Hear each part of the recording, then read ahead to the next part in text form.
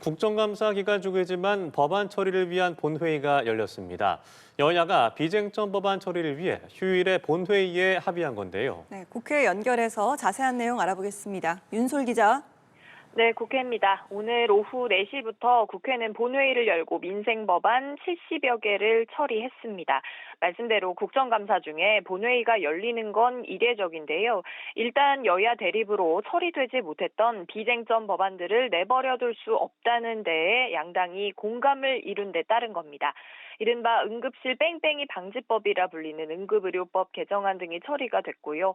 제주항공 여객기 참사 국정조사 요구서도 보고됐는데 국민의힘의 제안을 민주당이 받아들인 상황입니다. 다만 오늘 본회의 합의만으로 협치 분위기가 살아나는 거로 단정하긴 어렵습니다.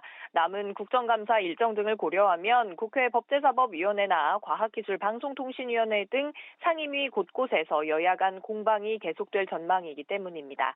특히 오는 29일 국회 운영위 전체 회의에선 김현지 대통령실 제1부속실장의 국감 출석 여부를 놓고 정면 충돌이 불가피해 보입니다. 당장 여야의 의원총회에서도 이런 대치 분위기가 느껴졌는데요. 민주당 김병기 원내대표는 본회의 전 열린 의원총회에서 야당이 강력 반대하고 있는 이른바 재판 소원제, 또 법 왜곡죄 등을 포함한 사법개혁 법안들의 총의를 모아달라고 의원들에게 요청을 했고요. 국민의힘 송원석 원내대표는 의원총회에서 민주당은 국가정보자원관리원 화재 국정조사 요구를 여전히 거부하고 있다며 선택적 진상규명을 강력 규탄한다고 날을 세웠습니다. 네, 여야는 오늘도 최대 쟁점인 부동산 문제를 두고 공방을 이어가고 있다고요?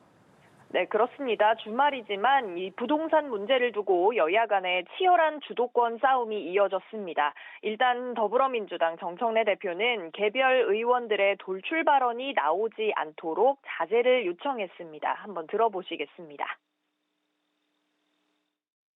주택시장 관련 부동산 정책은 매우 민감하고 국민들이 예의주시하고 있기 때문에 개별 의원님들이 돌출적인 발언 같은 경우는 적극적 자제해 주시고 국민들의 마음을 정말 세심하고 따뜻하게 보살피는 그런 자세가 필요하겠다 그런 생각이 듭니다. 동시에 민주당은 국민의힘 장동혁 대표의 다주택 논란을 겨냥해서 국회의원 부동산 전수조사를 제안하는 등 반격에 나서는 모습입니다.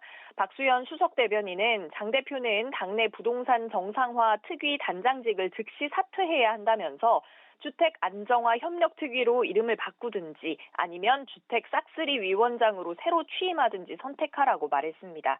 또 전용기 의원은 SNS에 서울, 경기, 충남, 경남 등 전국 곳곳의 부동산을 차곡차곡 모아놓고도 대부분 실거주라 주장하는 건 국민 능멸이라고 강하게 비판했습니다. 반면 이상경 전 국토부 1차관이 물러났음에도 국민의힘은 부동산 문제를 고리로 한 대여 공세를 늦추지 않았는데요. 장동혁 대표는 박정희 전 대통령 추도식에 참석한 자리에서 기자들과 만나 민주당의 공격은 엄한 곳에서 삽질하는 거라고 말했습니다. 발언 들어보시죠. 저를 공격하면 공격할수록 민주당 스스로 이재명 정부의 부동산 정책이 매우 잘못됐다는 것과 앞으로도 그것을 해결할 특별한 대책이 없다는 것을 스스로 인정하는 것이라고 생각합니다.